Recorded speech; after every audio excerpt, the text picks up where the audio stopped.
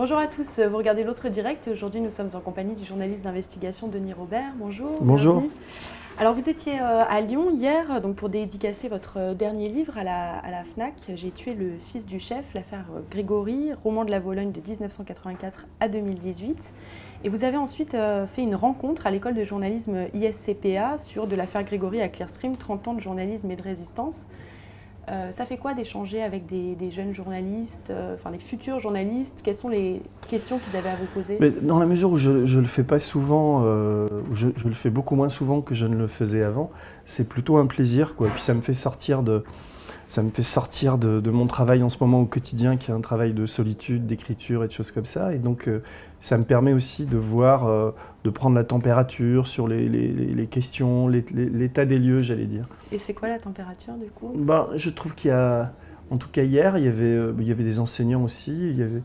Non, les questions sont généralement toujours les mêmes, mais je sens beaucoup de motivation, quoi.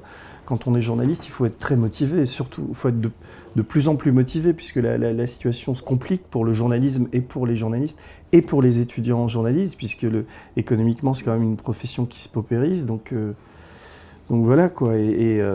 Bon, c'était un échange plutôt agréable, quoi. Enfin, ça va. Ils étaient intéressés plutôt par l'aspect de l'enquête, sur l'affaire Grégory, sur votre parcours à vous, sur l'avenir de la presse? Non, ça a beaucoup tourné autour de Clearstream, quoi, et aussi à la fin, quoi. Et c'était vraiment des sujets que j'ai plus envie d'aborder, mais comme je le fais assez peu souvent, là, j'avais de l'énergie pour en parler, quoi. Mais j'ai vraiment pas envie de faire l'ancien combattant ou le type « Ah ouais, vous avez vu, j'ai fait ça et tout ». Je suis pas du tout dans cet esprit-là, mais je trouve que mon histoire, en tout cas celle-là, est emblématique des difficultés qu'un journaliste peut avoir quand il s'affronte à des pouvoirs, quoi. Elle est devenue exemplaire, quoi. Vous avez vu des nouveaux combattants dans la salle? Je sais pas, mais ça peut... Je sais pas, je suis pas resté suffisamment longtemps, quoi.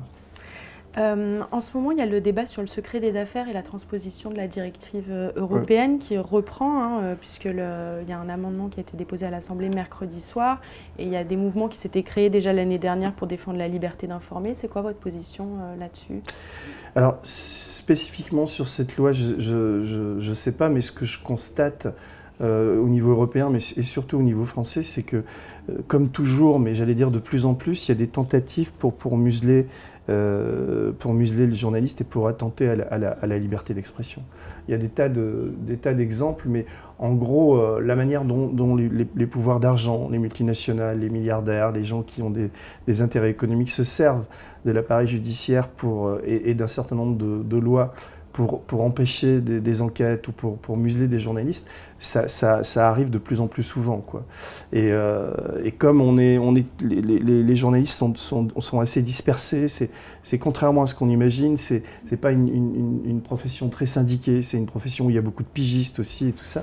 On a du mal à se défendre, quoi. Donc moi, j'ai un peu d'extériorité, je suis pas encarté, j'ai plus de carte de presse depuis presque 20 ans maintenant, mais je suis très attentif à ce qui se passe. Par exemple, à Metz, le mois dernier, une décision du tribunal a condamné Édouard Perrin, le journaliste qui poursuivait PricewaterhouseCoopers dans l'affaire des LuxLeaks, et le tribunal a estimé qu'il avait en fait enfreint la loi en divulguant un certain nombre d'éléments qui attentaient à l'économie de cette société, ce qui est quand même énorme. C'est 3 000 € de condamnation, mais je trouve ça incroyable.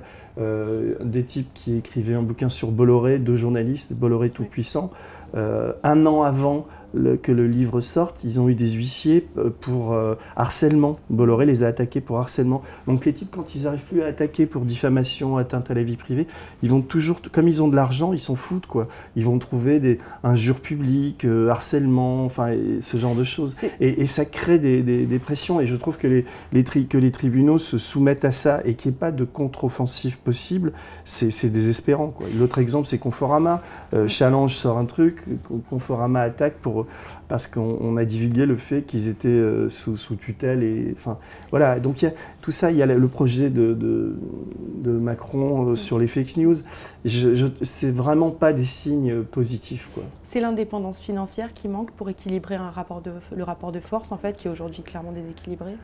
C'est l'indépendance financière, et puis je pense que cette profession manque d'une représentation globale, quoi, à tous les niveaux, d'une sorte d'autorité. Je ne sais pas comment l'appeler, je n'ai pas réfléchi plus que ça, mais d'un interlocuteur qui soit par rapport au pouvoir, une sorte de paravent et de protecteur pour tout ça, quoi.